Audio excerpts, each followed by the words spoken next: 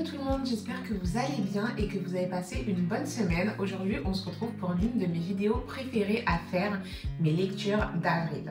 Et je peux vous dire que pour le coup, il y a eu beaucoup d'émotions, beaucoup de drama et je vous avoue une belle grosse déception. Et si vous aimez la new romance et la dark romance qui vous font battre le cœur, vous êtes au bon endroit. Donc surtout, n'hésitez pas à liker, vous abonner et commenter comme d'habitude.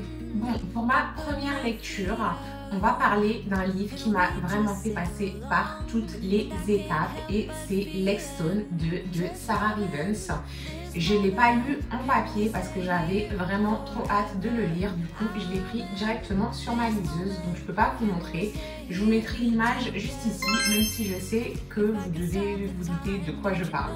Alors, j'attendais la suite comme si ma vie en dépendait, je pense, comme la plupart des lectrices qui ont lu le tome 1. J'avais lu le tome 1 en 48 heures et là, comment vous dire, le tome 2, j'ai mis 10 jours à le lire et honnêtement, j'ai lu presque DNF, j'en pouvais plus, je l'ai fini, rassurez-vous, puisque je voulais quand même la fin, mais je l'ai fini avec beaucoup de mal, puisque comme je viens de vous dire, le tome 1, je l'ai lu en 48 heures, le tome 2 en 10 jours, vraiment si je mets 10 jours à lire un livre, c'est que je l'ai vraiment trouvé mauvais. J'ai été extrêmement déçue, mais je pense comme la plupart de ceux qui l'ont lu. Alors pour le coup, je ne vais pas vous faire un résumé du livre puisque je pense que toutes celles et ceux qui vont regarder ma vidéo savent de quoi je parle puisqu'il est vraiment très hypé sur le BookTok. Mais je vais juste vous donner mon avis. Alors pourquoi je n'ai pas aimé? Parce que c'était trop long. C'était vraiment trop long. Trop de longueur, trop de blabla qui ralentissent le rythme. Franchement, trop de slow burn. Alors, je sais que oui, on aime ça, on aime les relations bien construites. Par contre, là, du slow burn, on en a bouffé dans le tome 1 qui fait quand même 900 pages. Arrivé au tome 2, on en bouffe encore. Non, c'était trop pour moi. Il ne se passe rien pendant des pages et des pages alors que le livre c'est un gros pavé. On a un début lent, un milieu où on pense que ça s'accélère un petit peu avec un peu plus d'action et finalement non pas du tout. C'est toujours aussi lent, il se passe rien du tout. Et arrivé à la fin, ça commence à bouger et on se rend compte qu'au final c'est bâclé. Du coup, non, une énorme déception, surtout quand on attend ce livre depuis plusieurs mois, qu'on a de grosses attentes, qu'on se retrouve avec un second pavé, avec beaucoup de lenteur, sans action, où la première partie du livre, c'est le chagrin d'Iris. Alors oui, ok, elle est triste, c'est très émouvant au début, mais au bout de 100 pages, on n'en peut plus de sa souffrance en fait. On veut de l'action, on veut Kai, on veut Iris et Kai. Et honnêtement, pour le coup, Iris, elle m'a saoulée. Je l'ai adorée dans le premier tome, dans le second tome, elle m'a saoulée, elle est jamais contente, elle est toujours malheureuse. Voilà pour mon coup de gueule. Bon, j'ai quand même réussi à le finir. Je suis contente de l'avoir fini au final puisque la fin était plutôt sympa. J'aime toujours la plume de Sarah Rivens, je ne vais pas mentir non plus. J'ai trouvé que le livre était très long et que ça bougeait qu'à la fin et que la fin était bâclée. Malgré tout, j'aime toujours autant la plume de Sarah Rivens. C'est pas une autrice que j'ai envie de critiquer. Mais j'étais clairement moins investie dans Lexstone 2 que dans le premier tome. Alors, est-ce que j'ai été déçue de ma lecture? Oui. Alors, est-ce que ça m'a déclenché une mini panne de lecture? En effet, oui. Et c'est pour ça que j'ai lu que 4 livres ce mois-ci. Est-ce que j'ai refermé le livre en étant déçue? Bien évidemment. Mais est-ce que je continuerai à lire du Sarah Rivens? Of course, oui, je continuerai. Pourquoi? Parce que c'est elle, dans un premier temps, qui m'a fait renouer avec la lecture, avec Captive 1 et 2. Donc forcément, j'ai une attache particulière avec cette autrice. Je continuerai à lire ses livres. Par contre, c'est vrai que le tome 2 de Lexstone m'a franchement déçue, malheureusement. Alors pour le coup, j'ai vu des avis très mitigés sur BookTok. Il y en a qui, comme moi, n'ont pas aimé.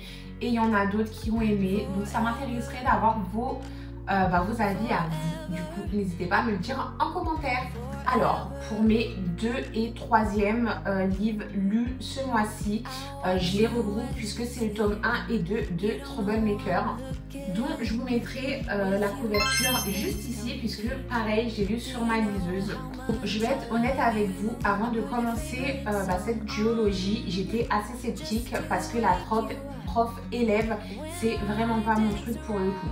J'ai toujours peur de ne pas rentrer dedans et que cette trope elle soit un peu gênante, que ce soit mal écrit, etc.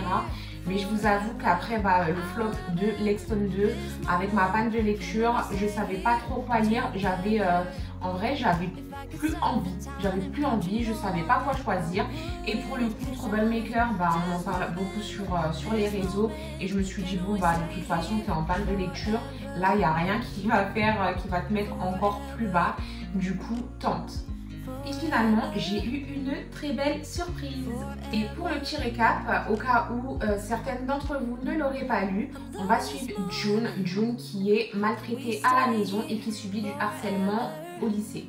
Un soir, lorsqu'elle est seule chez elle, elle va subir un cambriolage et se retrouver nez à nez avec l'un des cambrioleurs qui va l'épargner. Et le jour de la rentrée, elle va se retrouver nez à nez avec ce fameux cambrioleur qui n'est autre qu'un de ses profs. Et je m'arrête là pour le récap, sinon je vais vous spoiler et ce n'est pas le but de la vidéo.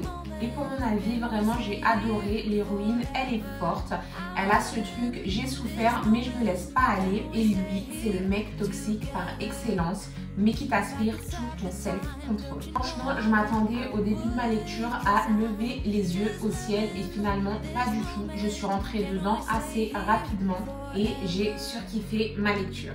J'ai été prise dans l'histoire à 100% et même la trope prof-élève, finalement ça a passé.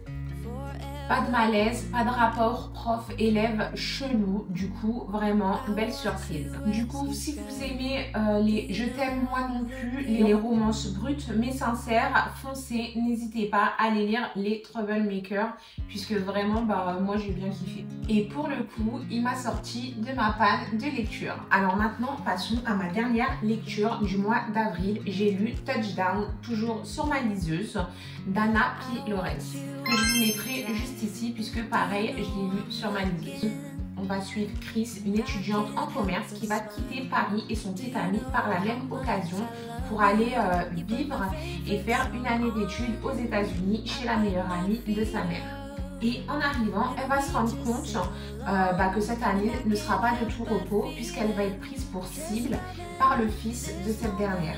Alors dans cette histoire, du coup c'est une romance universitaire avec du harcèlement à l'université. Parce qu'après plusieurs lectures de dark romance bien intenses, je me suis dit ok, une petite romance universitaire ça va être un peu plus fun, ça va peut-être me faire du bien. Franchement au début les premiers chapitres me donnaient grave envie, mais ça m'a très vite saoulée, je vous le dis honnêtement.